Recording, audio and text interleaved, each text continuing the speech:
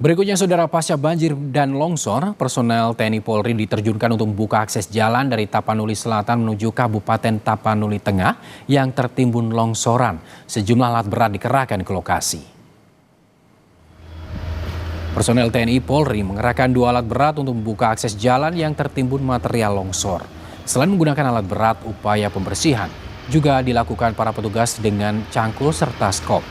Akibat longsor, arus lalu lintas lumpuh total. Masyarakat diimbau untuk mencari jalur alternatif.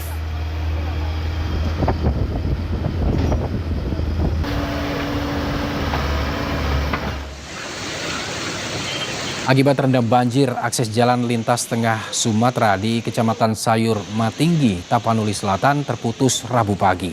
Sungai Batang Angkola meluap dan merendam badan jalan hingga lebih dari 1 meter. Akibatnya terjadi antrean kendaraan yang akan melintas dari 2 arah.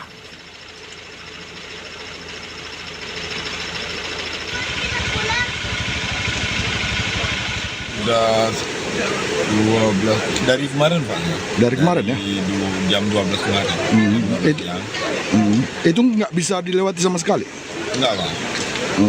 Iya. Harapannya semoga cepat surut airnya, Pak. Oke.